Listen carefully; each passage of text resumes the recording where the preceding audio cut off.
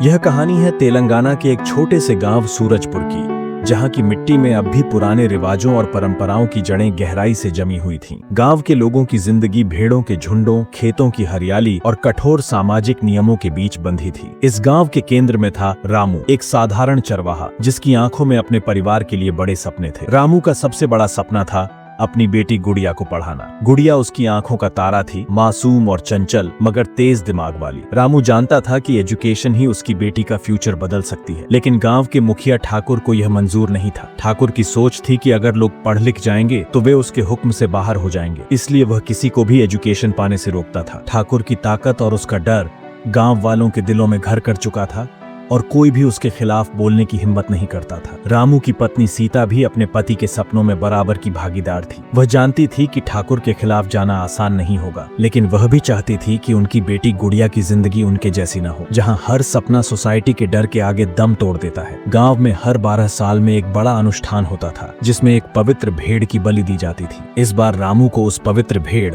जिसे पोटल कहा जाता था, की देखभाल की जिम्मेदारी दी गई थी। यह जिम्मेदारी गर्व की बात मानी जाती थी, लेकिन रामू के लिए यह बोझ से कम नहीं था। वह जानता था कि अगर इस भेड़ के साथ कुछ भी गलत हुआ तो परिणाम भयानक होंगे। एक दिन जब रामू अपनी बेटी को पढ़ाने के लिए शहर से किताबें लाने गया था, पोटल भेड़ अचानक गायब हो गई। गांव में अफरा तफरी मच गई। ठाकुर गुस्से से पागल हो गया। उसने रामू को बुलाकर कहा, अगर भेड़ वापस नहीं मिली तो तेरी बेटी गुड़िया की बलि दी जाएगी। यह सुनकर रामू और सीता के पैरों तले जमीन खिसक गई। उनकी आंखों के सामने अंधेरा छा गया, लेकिन रामू हार मानने वालों में से नहीं था। उसने ठान लिया कि वह अपनी बेटी को कुछ भी होने नहीं देगा। वह गांव जंगल जंगल भेड़ को ढूंढने निकल पड़ा। इस सफर में रामू को कई चुनौतियों का सामना करना पड़ा। गांव के लोग भी 2 हिस्सों में बंट गए थे। कुछ लोग ठाकुर के डर से रामू की मदद करने से कतरा रहे थे, जबकि कुछ लोग उसकी हिम्मत की सराहना कर रहे थे और छुप छुप कर उसकी मदद कर रहे थे। रामू की तलाश के दौरान उसे अपने पुराने दोस्त रमेश का साथ मिला, जो गांव का इकलौता पढ़ा लिखा आदमी था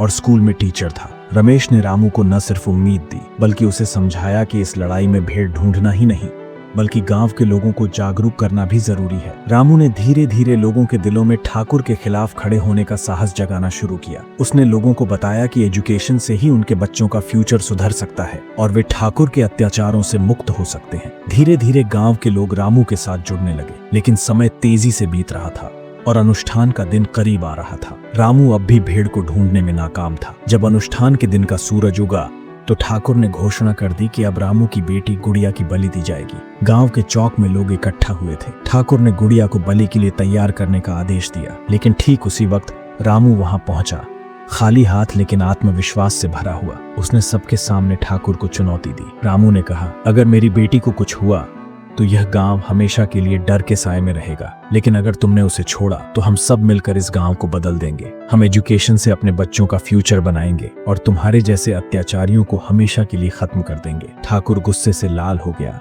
लेकिन तभी गांव के लोग एक एक करके रामू के साथ खड़े हो गए। उनके हाथों में लाठियां थीं, मगर दिलों में हिम्मत थी। ठाकुर समझ गया कि अब उसकी सत्ता खत्म हो गई है। मजबूरी में उसे गुड़िया को छोड़ना पड़ा।